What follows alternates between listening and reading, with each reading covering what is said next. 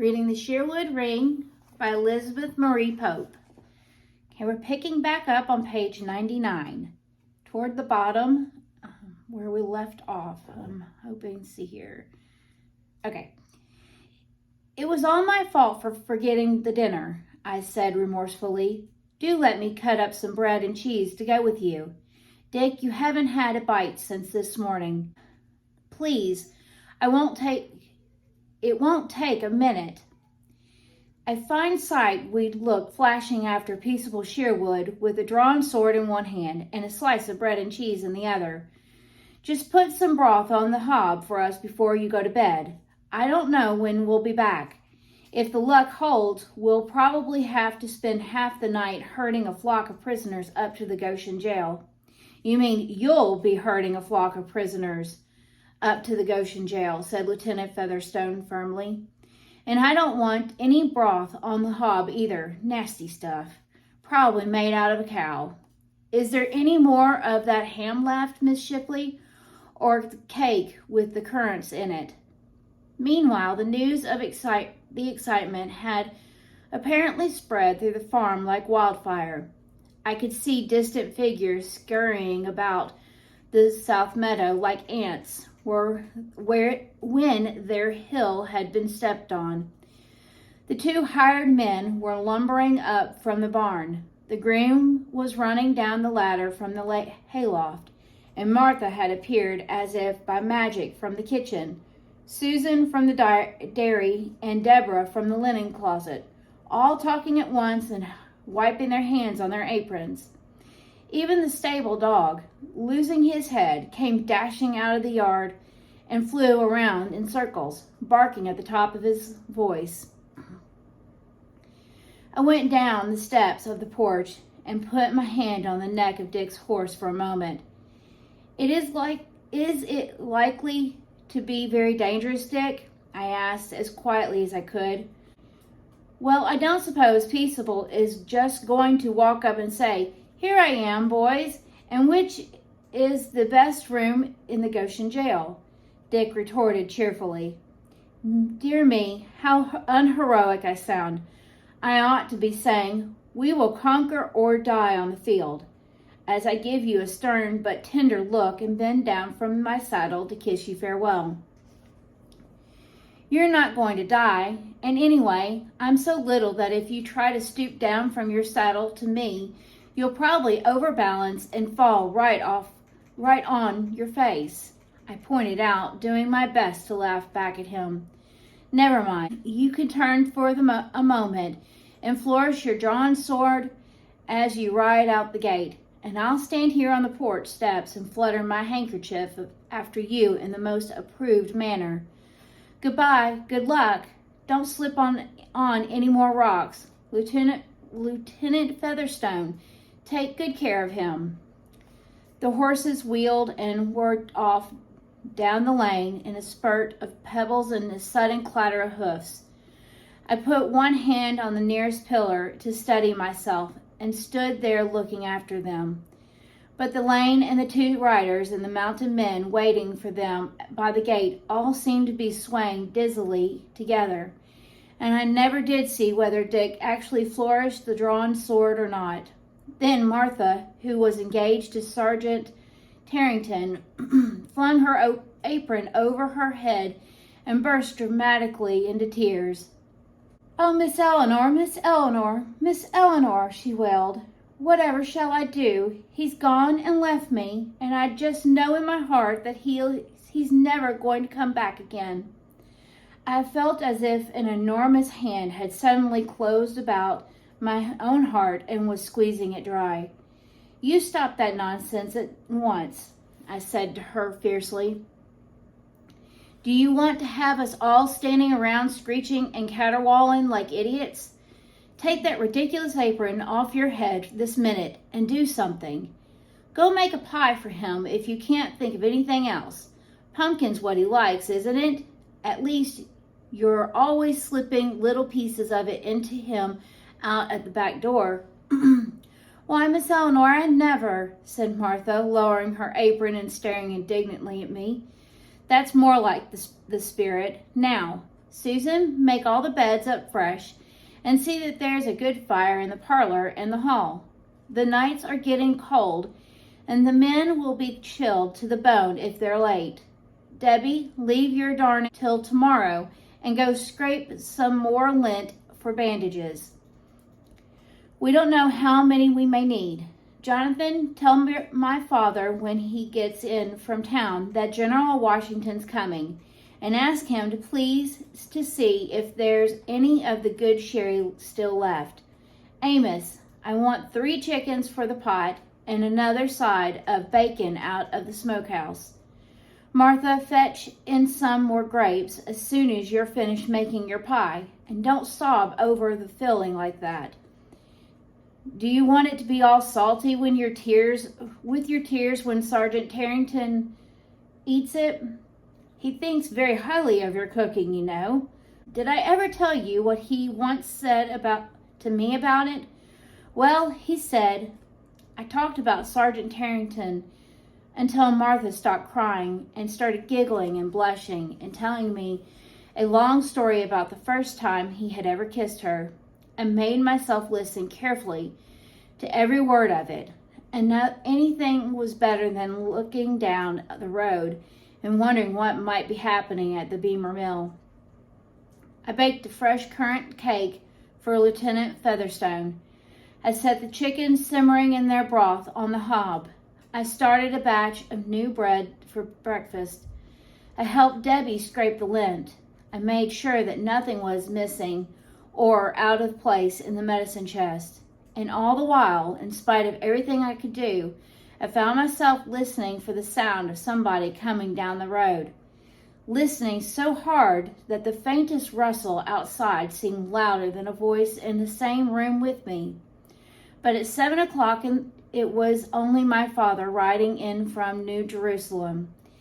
At 8:30, it was only the minister stopping by on his way home from a sick call near Stony Brook Ford. It must have been almost 9 when I finally heard again the slow clop of hooves coming up the lane. I sprang to my feet and ran out to the porch, with all the household crowding behind me. In the distance, little points of light were flickering and moving through the south meadow, and outlined against them I could just make out 3 shadowy figures approaching from the gate, one riding and the other 2 walking on either side of the horse. The one on the horse was drooping awkwardly in the saddle and seemed to have his left arm tied up in some sort of scarf. But his voice as he called up the lane to us through the darkness had a ring in it which I had not heard for months. We won, and don't worry, nobody's really hurt, he said. Charles and Tarrington here weren't even scratched, and the doctor says I've only cracked my collarbone. He'll be up to set it as soon as he's tended to lions in Dykink. There ought to be a law passed to keep me from chasing peaceable Sherwood across slippery rocks in my riding, but he broke off with a sharp gasp of pain as he came down from the horse, and I went dashing into the house again and up the stairs for hartshorn and bandages. By the time I got back, Dick was lying on the bed in his own room. Martha was weeping noisily again in Sergeant Tarrington's arms. My father was pouring out sherry for everybody, and Lieutenant Featherstone was perched on the window seat, devouring an enormous slice of currant cake and answering questions between mouthfuls. It was a nice little stream, too, just the place for trout when Dick and his confounded rangers aren't roiling up the water with their great thundering feet, he was complaining as I came through the door. There was nobody at the ruins yet when we rode up, and I could easily have had a cast or 2 into the old mill pond before they came. But Dick made us all climb the hill and lie close behind the trees and rocks to take them by surprise while they were busy with the general. They went to cover in the mill, of course, just as he thought they would. came stealing up through the bushes by twos and threes, all in their masks and cloaks, like brigades in a romance, while we sat watching and having bets which one was peaceable Sherwood. There must have been 70 of them at least. Was he there? Did you see him? My father interrupted. I didn't myself, not at the time, but Dick said he would tell without even thinking twice about it. Something about the way he stood and leaned against the old mill wheel while he was waiting for the rest to come up. They all hid in the ruins when they heard the general's party on the road, and then went boiling out like hornets the minute it came around the bend into the ford. The next thing I knew, we were tearing down the hill after them, and everybody was fighting like mad in the middle of the water. You never heard such a commotion. The poor trout will never be the same again. It was mostly all fists and rocks, and every man for himself, if you see what I mean. Not very much firing on either side because it was so hard to aim without hitting your own man in the tangle. The outlaws were almost 2-1, of course, but our first big charge down the hill had taken them off their feet, and they were beginning to lose their heads. Peaceable Sherwood might have rallied them if he'd had the chance, but old heroic Dick there had gone straight after him over the bank and was hanging on like death itself when his boots slipped and they both came down with a most awful crash over the rocks. Then about 15 of his own men went rushing up. They must think very highly of him, and contrived somehow to throw his body over a loose horse and make clean away with it in all the confusion. But they were just the mountain people, his own particular private guard, so to speak. We got every one of the others, I'm thankful to say. They started to surrender in droves as soon as they lost him. You mean Peaceable's dead? I asked, hardly able to believe my ears. Oh no, there wasn't enough of a fall. My guess is it only knocked him out, murmured Dick from the bed. You can't kill that man except with a silver bullet, as old Sergeant Lee would say. But I think the situation's in hand now. Even if he gets away, he won't be able to do very much damage without his secret Tories to help and supply him. Now they're gone. The whole organization ought to be pretty well finished. What did you do with them? They're on their way to Goshen now, in charge of about 20 Rangers and General Washington himself, no less, replied Lieutenant Featherstone airily. He said he owed it to Dick, and I was to see him home to his bed and the instant he was fit to move. We limped in with the rest of the wounded. Nobody else will be back till the Lord knows when. How many others were hurt? None seriously. It all happened too fast, and there wasn't enough firing. Lyons had a nasty flesh wound through his one arm. Some of those mountain men must have been carrying knives, and a big outlaw smashed Dakink over the head with a sharp rock. The others came out of it with nothing more serious than cuts and bruises, which was something of a miracle, considering how heavily we were outnumbered. General Washington wanted to know when or where Colonel Van Sputter and his 50 men were. Lieutenant Featherstone smiled happily, as if savoring some pleasant memory. He seemed very much annoyed with Colonel Van Sputter and said that he was going to deal with him in the morning. I only hope I'm somewhere about when he hears the news. I wonder where he is now, and what's become of that confounded doctor. I thought I heard his sweet, gentle voice outside the door 5 minutes ago. The door opened halfway with a jerk, and the doctor said over his shoulder, "Well, stop scratching then," as he flounced into the room. He was a wizened, peppery little man who seemed to live in a state of continual irritation. He slammed the door with another exasperated jerk and darted at Dick like a dragonfly. "Didn't I tell you not to go falling on that shoulder again the last time I patched you up?" he demanded peevishly. What do you think your bones are made of anyway? Granite? And who's that other tomfool you've got out there in the hall? Worst case of poison ivy I ever saw. Must have spent hours crouching in a nest of it. Said he was watching for outlaws or something and didn't notice. Notice? As if anyone but a born idiot couldn't see it grows all over Bald Rock.